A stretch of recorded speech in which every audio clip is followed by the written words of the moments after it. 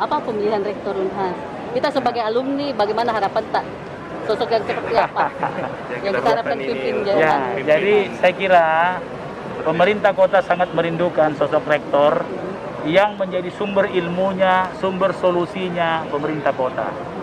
Selama ini individual yang mendukung saya, orang-orang alumni Unhas. Alangkah eloknya kalau ke lembaga. Karena justru anehnya saya itu punya MOU dengan ITB, dengan UMI, dengan UKIP, tapi Unhas tidak ada. Nah, kan aneh itu, aneh sekali. Nah, saya berharap kelembagaannya, laboratoriumnya dukung kita.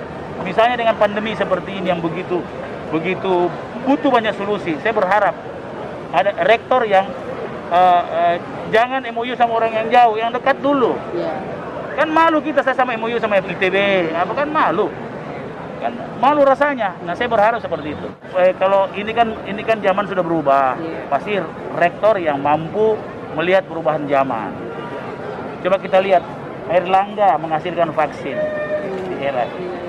Di UGM menghasilkan Jinos. ITB menghasilkan Argentum. Saya berharap bersama pemerintah kota, kita punya rakyat kan, Unhas menghasilkan juga hal-hal yang sedikit saja, apakah gula-gula, anti covid atau apa kan terserah. Ya. Pak, ini kan ada berapa calon, tidak ada unggulan tak di. Saya kira ya saya teman semua, Indri teman, Ibu Farida teman baik.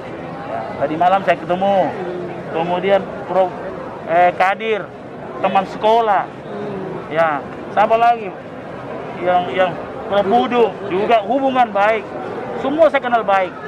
Jadi saya main kriteria, ya, orang yang bisa beradaptasi dengan zaman dan punya semangat connectivity dengan siapapun demi keilmuan dan demi menjadi solusi bagi rakyat.